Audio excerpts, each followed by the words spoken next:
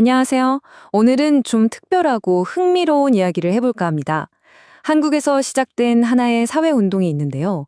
다 함께 잘 사는 공동체를 만들자는 이 운동이 양자 에너지라는 독특한 영적 개념과 만나서 어떤 새로운 비전을 보여주는지 지금부터 같이 한번 깊이 들여다보겠습니다.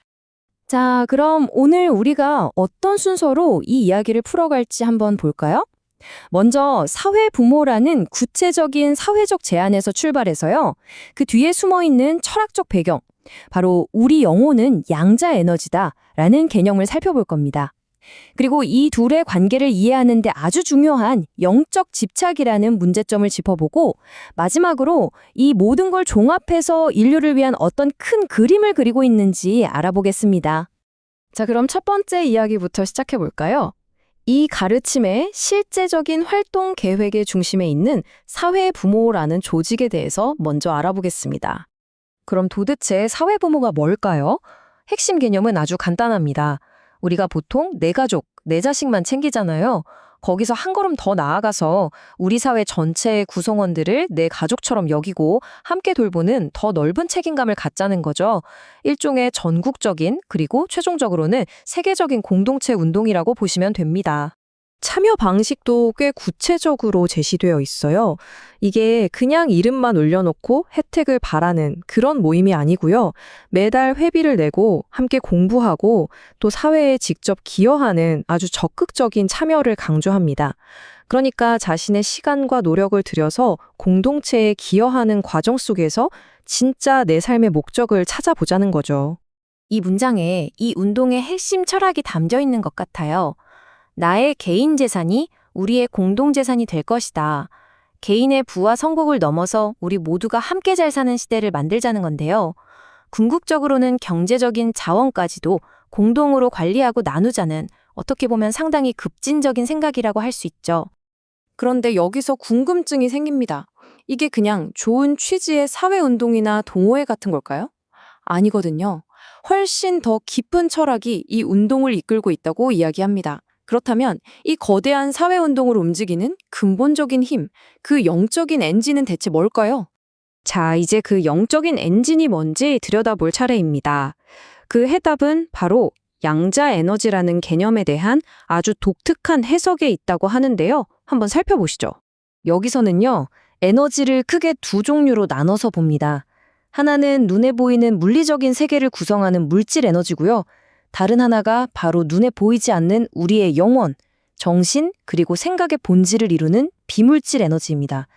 그리고 이 비물질 에너지를 양자 에너지라고 부르는 거죠. 자, 여기서 정말 중요한 점이 있어요. 양자 에너지라는 단어 때문에 과학적인 양자 물리학을 떠올리실 수 있는데 그게 전혀 아닙니다.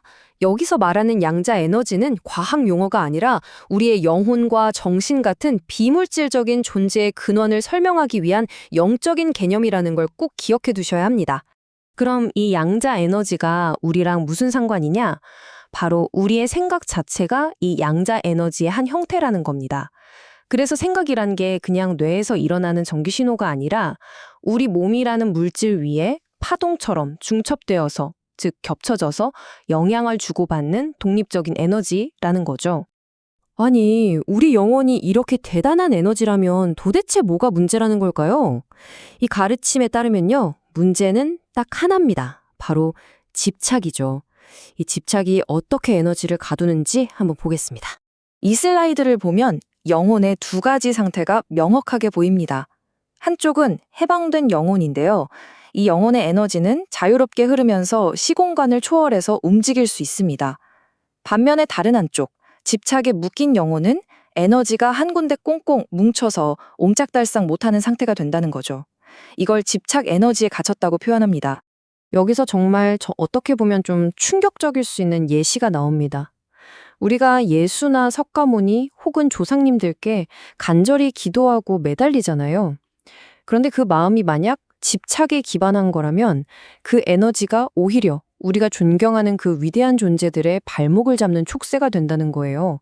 그분들이 나아가지 못하게 막아서 결국 그분들도 우리도 함께 고통받게 된다는 아주 파격적인 주장입니다. 그래서 결국 이런 4단계의 악순환 고리가 만들어진다는 겁니다. 한번 보세요. 우리가 어떤 영적인 존재에게 매달리면 그 마음이 집착 에너지로 변해서 그 존재를 올가매고요.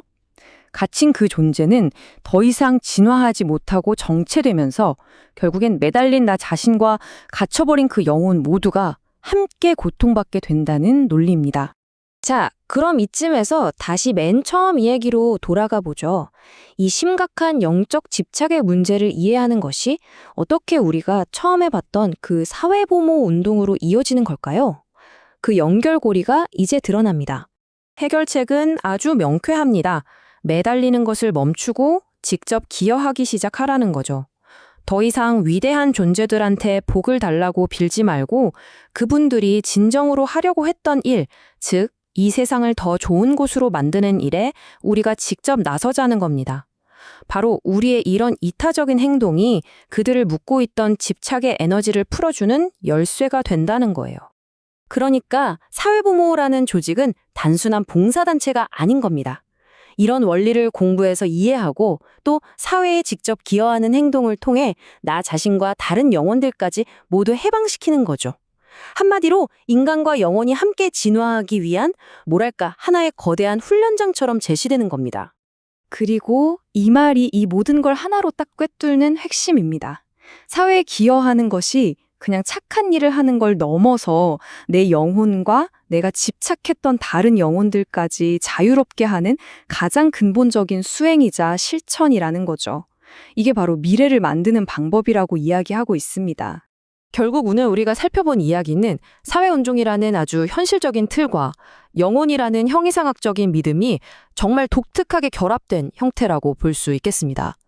과연 이것이 새로운 사회를 위한 청사진이 될지 아니면 영적 사상의 역사에 새로운 한 페이지를 더하게 될지 그 판단은 여러분의 몫으로 남겨두면서 오늘 이야기는 여기서 마치겠습니다.